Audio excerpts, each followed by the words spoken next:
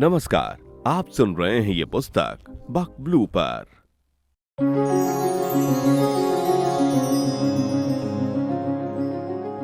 आप सुन रहे हैं दिया, एक ऐसी कहानी जो सिर्फ शब्द नहीं, एक एहसास है। लेखिका योगिता वाडे की कलम से निकली ये भावनाओं से भरी दास्तान सुनिए मेरी यानी नेहा की आवाज में। तो जुड़िए इस सफर से, सुनिए दिया सिर्फ बुक ऑडियो पर, जहां हर कहानी दिल से दिल तक पहुंचती है। एपिसोड 6, 10 साल बाद। समय कैसे गुजरा पता ही नहीं चला। यहाँ आए हुए सालों निकल गए, पर कभी भी हमें पराया महसूस नहीं हुआ।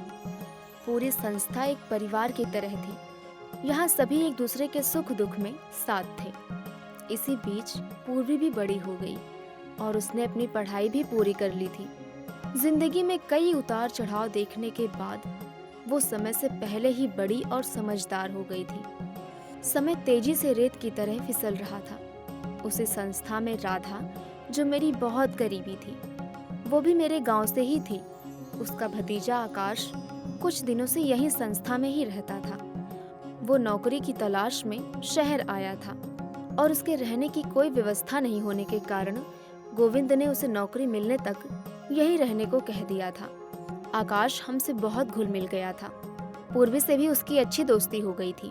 राधा ने मुझसे एक दिन बातों बातों में पूर्वी से उसके भतीजे की शादी की बात कही। मुझे उसकी बात सही लगी। पूर्वी से बात करने के बाद उसने भी हाँ कह दी। पूर्वी की शादी इतनी जल्दी हुई कि मुझे आकाश को समझने का वक्त नहीं मिला। देखते ही देखते सब अच्छे से हो गया। पूर्वी की शादी इस संस्था की पहली शादी थी। सब बहुत खुश थे। शादी के 3 दिन बाद ही पूर्वी और आकाश दोनों हनीमून पर शिमला जाने वाले थे। सभी उनके जाने की तैयारी में लग जाते हैं। सब कुछ अच्छा हो रहा था, पर ना जाने क्यों मुझे कुछ भी सही नहीं लग रहा था। मेरा मन बैठा जा रहा था। उस दिन आकाश से मिलने गांव से एक आदमी आता है। वो उसके लिए मिठाई लेकर आता है। उस आदमी को देखकर मुझे उसका चेहरा कुछ जाना पहचाना सा लगा, पर उस समय मैं शादी और पूर्वी के जाने में व्यस्त थी, तब मेरा उस पर ध्यान नहीं गया। आकाश और वो आदमी काफी देर तक अंदर एक कमरे में बातें कर रहे थे। फिर ना जाने कब वो वहां से चला गया। कभी कभी समय हमारे साथ होकर भी नहीं होता, क्योंकि हमारा बीता हुआ कल हमेशा हमारे साथ चलता है। शिमला रात के 9 बजे। पूर्वी अपनी शादी से बहुत खुश थी। वो शायद पहली बार अपनी जिंदगी में इतनी खुश थी, पर उसे क्या पता था कि दबे पांव उसकी जिंदगी में आगे क्या आ रहा है। आकाश, बाहर आओ ना, देखो कितना सुंदर नजारा है। तुम देखो, मुझे सोना है। तुम यहाँ सोने आए हो? हाँ। देखो जल्दी से बाहर आओ, नहीं तो मैं तुम्हें सोने नहीं दूंगी। मुझे परेशान मत करो। मुझ पर हुक्म चलाने की कोई जरूरत नहीं है। पति हूँ तुम्हारा, नौकर नहीं। तुम आज इस तरह से बातें क्यों कर रहे हो मुझसे? आकाश की बातें सुनकर पूर्वी पहले तो सहम गई, पर उसने खुद को संभाला और सोचने लगी कि ये अचानक आकाश को क्या हो गया। पूर्वी ने अपनी जिंदगी में वो सब होते देखा जब वो बहुत छोटी सी थी। कहीं ना कहीं उसे आभास हो चुका था कि कुछ तो गलत हो रहा है या होने वाला है। उसने बिना देर किए मुझे फोन किया, पर मेरा फोन नहीं लगा। तभी कमरे की डोर बेल बजती है। बेल की आवाज सुनते ही आकाश अचानक से पलंग से उठता है और पूर्वी से कहता है कि तुम रुको, मैं खोलता हूँ। पूर्वी को अब पूरा यकीन हो गया कि उसके साथ कुछ तो गलत होने वाला है। दरवाजा खोलते ही उसने देखा कि वो वही आदमी था जो उस दिन आकाश से मिलने आया था। उसके अंदर आते ही आकाश ने दरवाजा बंद कर लिया। तभी पूर्वी ने आकाश से पूछा, ये कौन है? तभी वो आदमी कहता है, रुक जा कुछ देर, अभी तुझे बताते हैं कि मैं कौन हूँ।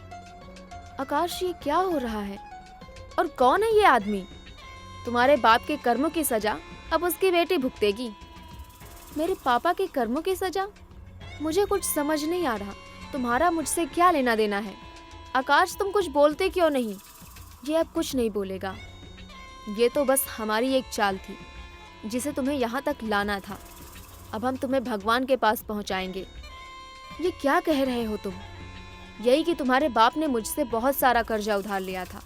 उसने अपनी जमीन भी मेरे पास गिरवी रखी थी, पर तुम्हारी माँ के उसे मारने के बाद मेरे हाथ एक फूटी कौड़ी भी नहीं लगी। अब तुम्हें भगवान के पास पहुंचाकर मैं अपना बदला लूंगा। ये आकाश मेरा ही बेटा है। पूर्वी को अब सब समझ आ गया कि उसके साथ कितना गंदा खेल खेला गया है। पूर्वी वहां से भागने का प्रयास करती है, पर आकाश और उसके पिता उसे पकड़कर बांध देते हैं और उसे मारने लगते हैं। पूर्वी बेहोश हो जाती है। कुछ देर बाद आकाश के कमरे के दरवाजे पर खटखटाने की आवाज आती है। आकाश और उसके पिता 2 मिनट के लिए समझ नहीं पाते हैं कि इस वक्त कौन आया होगा। आकाश दरवाजे के पास जाकर पूछता है, कौन है? सामने से आवाज आती है, रूम सर्विस। आकाश धीरे से दरवाजा खोलता है और दरवाजा खोलते ही बाहर से उसे किसी की भारी भरकम लात पड़ती है और आकाश दीवार से जा टकराता है और वो वहीं बेहोश हो जाता है। वहां गोविंद और मैं पहुंच चुके थे। हमें देखते ही आकाश के पिता ने हम पर बंदूक तान दी। तुम दोनों यहाँ कैसे आ गए? मैंने उस दिन तुम्हारी और आकाश की सारी बातें सुन ली थी। जब तक मैं पूर्वी को कुछ कह पाता, ये दोनों वहां से निकल चुके थे। इनके निकलते ही मैं और संध्या बहन भी यहाँ के लिए निकल गए थे। ये तुम दोनों ने अच्छा नहीं किया। वो बंदूक से गोली चलाने ही वाला था कि मैंने वहां टेबल पर रखे चाकू को उसे दे मारा और मेरे हाथों एक हत्या और हो गई। हम पूर्वी को वहां से लेकर जाने ही लगे थे कि आकाश होश में आ गया। उसने एक वास गोविंद के ऊपर हमला किया। वो उसका वार सही जगह नहीं लगा और गोविंद संभल गया। इसे बीच बचाव में मेरे हाथों वो वास उसके पेट में जा घुसा। हम पूर्वी को लेकर वहां से निकल तो गए, पर मेरे साथ मेरे द्वारा की गई हत्याओं का बोझ हमेशा साथ रहा। संध्या दिया के पास अपनी हत्याओं की सजा लेने आई थी, पर समाज के द्वारा उसके ऊपर किए गए गुनाहों के आगे उसके गुनाह बहुत छोटे थे। शायद संध्या के गुनाहों की सजा तो उसे भगवान भी नहीं दे पाता, क्योंकि उसके ऊपर हुए जुल्मों से वो कई गुना छोटे थे। सब्जी काटते हुए दिया संध्या की कहानी में खोई हुई थी। सब्जी काटते हुए उसकी उंगली कट जाती है और वो फिर से लौट आती है अपने वर्तमान में।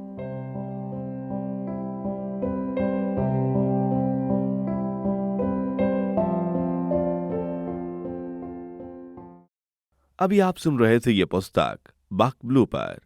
आपको ये किताब कैसी लगी कमेंट में हमें जरूर बताएं। साथ ही स्क्रीन पर दिए गए सभी प्लेटफॉर्म्स पर हमको फॉलो करना ना भूलें। धन्यवाद।